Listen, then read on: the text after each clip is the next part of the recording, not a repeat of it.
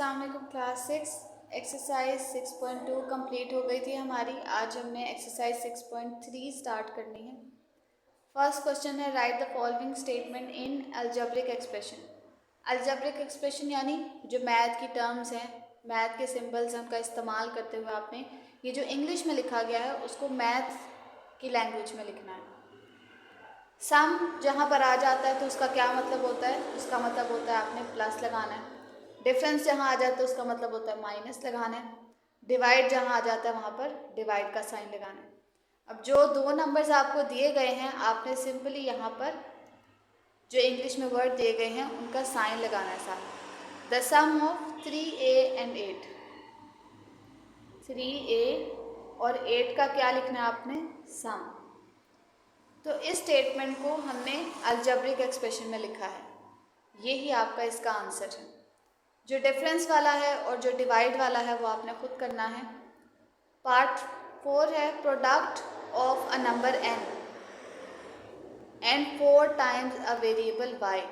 जहाँ पर 4 टाइम्स आ जाता है वहाँ पर क्या करते हैं हम? मल्टीप्लाई करते हैं। 4 times a variable y, 4 times a variable y। और जब भी आपको एक कांस्टेंट और एक वेरिएबल दिया गया हो और उसके दरमियान में जो है मल्टीप्लाई का साइन हो, तो उस केस में हम मल्टीप्लाई का साइन ना भी लगाएं तो उससे फ़र्क नहीं पड़ता है। ये बात आपने याद रखनी है। जब भी आपका एक कांस्टेंट और एक वेरिएबल मल्टीप्लाई हो रहा है तो उसके दरमियान अगर हम मल्टीप्लाई नहीं लगाते तो उससे फ़र्क नहीं पड़ता। हम यहाँ पर 4 मल्टीप्लाई बाय वाई लिखने के बजाय सिर्फ 4y लिख सकते हैं, क्योंकि ये दोनों अलग अलग तरह की वैल्यूज़ हैं। इनके दरमियान अगर मल्टीप्लाई का साइन ना भी हो तो ये मिक्स नहीं करेंगे ना आप। आपको पता है ये 4 अलग है और ये y अलग है। Product of a number n, एक n जो नंबर है उसका आपने प्रोडक्ट लेना है। प्रोडक्ट क्या होता है? Multiply. And 4 times a variable y। अब यहाँ पर आपके पास एक कांस्टेंट और दो वेरिएबल्स हैं, उनके दरमियान भी आप अगर मल्टीप्लाई का साइन नहीं लगाते हैं तो भी वो अंडरस्टूड होता है कि इनके दरमियान मल्टीप्लाई का साइन है। तो हम अगर तरतीब से लिखना चाहें तो हमारे पास हमेशा कांस्टेंट पहले लिखा जाता है और आपके जो वेरिएबल्स हैं वो बाद में लिखे जाते हैं। यहाँ पर आप 4y(n) भी लिख सकते हैं, लेकिन सिर्फ एक अल्फ़ाबेटिक तरतीब को सामने रखते हुए कि वो अच्छा लगे, उस केस में हम 4ny लिख लेते हैं। अब चूँकि आप इनको मल्टीप्लाई कर रहे हैं तो फ़र्ज़ करें आप कैसे लिखेंगे? अगर आप मल्टीप्लाई का साइन हटा दे रहे हैं तो यहाँ पर पहले था n, फिर आपने लिखा 4, फिर y। क्योंकि ये देखने में मैथमेटिकली इतना अच्छा नहीं लगता, इस वजह से इस तरह से नहीं लिखते हम मैथ में।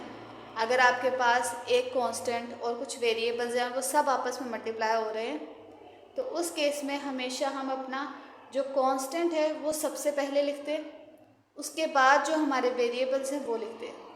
और वेरिएबल्स भी सूटेबल तब माने जाते हैं जब आप उन्हें अल्फ़ाबेटिकल ऑर्डर में लिखें। यानी ABC जब आप पढ़ते हैं तो पहले n आता है, फिर y आता है। इस वजह से जब आप इन तीनों को मल्टीप्लाई कर रहे हैं तो पहले n और बाद में y लिखेंगे तो वो सिर्फ अच्छा लगता है, वो एक्सेप्टेबल होता है। अगर आप इस तरह लिखेंगे तो ये गलत नहीं है, अगर आप इस तरह लिखेंगे तो भी ये गलत नहीं है, लेकिन एक तरीका होता है चीज़ को लिखने का, तो वो यहाँ पर यही तरीका है। Product of n and 4 times y, तो वो क्या लिखेंगे हम? 4ny। पार्ट 5 है आपका cost of n litres of cooking oil eight ₹170 पर लीटर। अगर आपको एक चीज़ की प्राइस बताई जा रही है और आपसे सर्टेन अमाउंट, किसी ख़ास मिकदार की अमाउंट पूछी गई है आपसे, यानी अगर एक आपको उन्होंने कहा है पर लीटर का मतलब होता है 1 लीटर, 170 है और n मतलब ज़्यादा चीज़ों के बारे में बात हो रही है, तो उस केस में आप क्या करते हैं? मल्टीप्लाई करते हैं। अगर आपको एक चीज़ की, एक पेंसिल की कीमत कितनी है आपको बताई हुई 5 रुपये है, तो अगर आपसे पूछा गया है कि 5 पेंसिलों की कीमत कितनी होगी, तो उसको फाइंड करने के लिए आपको एक पेंसिल की कीमत को 5 से मल्टीप्लाई करना पड़ेगा।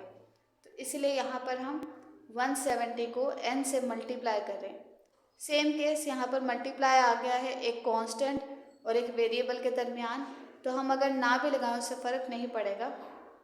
तो क्या लिखेंगे हम 170 n लीटर। लीटर भी अगर आप पूरा ना लिखें, खाली L लिख लें जो कि उसका यूनिट होता है, तो वो भी काफ़ी होगा। यहाँ पर जो 2 सवाल मैंने नहीं किए वो आपने खुद करना है।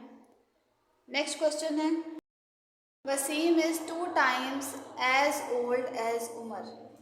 तो पहले हमने जो सीखा है कि इसकी जगह पर क्या आएगा, इक्वल आएगा, सम की जगह पर प्लस लगा देंगे। तो बाय लिटरल मीनिंग के हिसाब से अगर हम चलते हैं अपनी स्टेटमेंट को लेकर, तो फ़िलहाल हम वो नोट कर लेते हैं जो हमें यहाँ पर बताया जा रहा है, ताकि हमें समझ आए कि हमें क्या इन्फॉर्मेशन दी जा रही है। वसीम इज़, अब जो वसीम है वो लिखेंगे हम, इसकी जगह पर हम क्या लगाते हैं, हमेशा इक्वल का साइन लगा दिया करते हैं। 2 times as old as Umar, 2 times है उमर की एज के साथ, तो वहाँ पर क्या होगा, उमर की जो भी एज है उसके साथ हम मल्टीप्लाई करेंगे। एंड उमर इज़, उमर जो है उसकी एज क्या है, 3 years older then Aamir. Aamir की जो भी एज है उससे 3 साल बड़ा है उमर, ओल्डर है, बड़ा है, तो आमिर की एज में क्या करेंगे हम, प्लस करेंगे 3 को, तो हमारे पास क्या आ जाएगा, उमर की एज आ जाएगी। इफ़, अगर Umar is n years older, अगर उमर की जो एज है वो क्या है, n years है, उसकी एज उन्होंने हमें बता दी है n years older, then write an algebraic expression. अब यहाँ पर फ़र्ज कर लेते हैं, इसको एक इक्वेशन का नाम दे लेते हैं कि ये 1 है, इसको 2 कह लेते हैं और इसको 3 कह लेते हैं। ठीक, जो फर्स्ट पार्ट उन्होंने हमसे पूछा है वो क्या है, वसीम्स एज। ये अपोस्ट्रोफी डाल के जो एस डालते हैं इसका मतलब होता है का, की, के। अब वसीम की उम्र यहाँ पर उन्होंने कहा है हमें बताएं, तो उम्र की जो एज है वो हम बता चुके हैं, वो लोग, वो क्या है, n। तो वसीम की एज जो है वो हमें इक्वेशन 1 में हमें पता चल जाएगी बाय यूजिंग इक्वेशन 1। अगर हम अपनी इक्वेशन नंबर 1 को देखें तो उसमें वसीम की एज क्या होगी,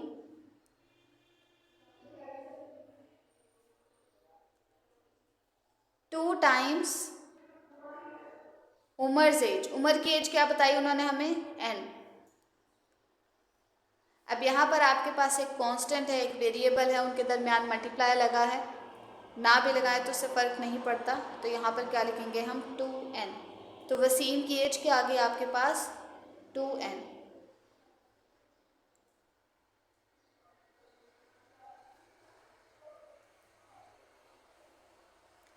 नेक्स्ट आपसे पूछा गया है उमर्स एज, उमर की एज बताएं आप।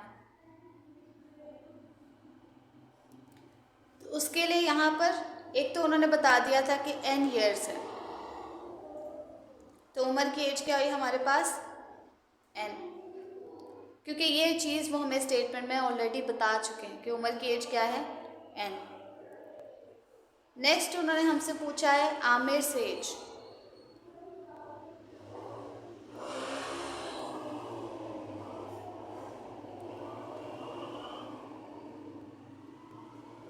तो आमिर की एज जो है वो क्या है, उसमें जब हम 3 प्लस करेंगे तो हमारे पास उमर की एज आ जाती है। इस इक्वेशन को इस्तेमाल करेंगे क्योंकि यहाँ पर हमें आमिर की एज बतानी है, उमर की एज हमें पता है और दूसरा नंबर हमारे पास 3 है, बाय यूजिंग इक्वेशन 2। अब यहाँ पर क्या आएगा, जो उमर है उसकी एज क्या है, n, इक्वल लगाएंगे क्योंकि हम इक्वेशन नंबर 2 का इस्तेमाल कर रहे हैं ना। उसके बाद क्या है, 3 प्लस आमिर की एज हमें नहीं पता, वो हमने यहाँ पर एज इट इज़ लिख देना है, आमिर्स एज। अब यहाँ पर आमिर की एज फाइंड करने के लिए ये जो 3 है यहाँ पर प्लस हो रहा है, इक्वल के दूसरी साइड पर जाकर माइनस हो जाएगा, क्योंकि जो भी वैल्यू हमने फाइंड करनी होती है हम इक्वल के उस साइड पर, जिस साइड पर वो वैल्यू रखी गई है, उसको अकेला कर देते हैं और बाकी सारी वैल्यूज़ उठा लेते हैं। तो इक्वल के दूसरी तरफ जो आपके पास फाइनल नंबर आता है वो आपका आंसर होता है। यहाँ पर 3 प्लस हो रहा है, यहाँ पर जाकर माइनस हो जाएगा, n-3। अब इक्वल किस तरफ क्या रह गया, आमिर्स एज। तो आमिर की एज कितनी आ गई हमारे पास, n-3। अब यहाँ से मैथमेटिकल ऑर्डर के हिसाब से इस तरह लिखने में कोई गलती नहीं है, लेकिन एक तरतीब के हिसाब से अगर हम इस साइड पर आमिर्स एज लिखें, जो भी चीज़ हमने फाइंड करनी है, और दूसरी साइड पर जो उसकी हमारे पास वैल्यू निकल कर आई है वो लिखें, तो वो एक बेहतर तरतीब होती है। तो यहाँ पर आपकी आमिर्स एज क्या है, n-3। ये आपका आंसर है। क्वेश्चन नंबर 1 और 2 आपने अपनी नोटबुक्स पे करना है कंप्लीट। जो पार्ट रह गए हैं वो आपने खुद करना है, वो आपका होमवर्क है।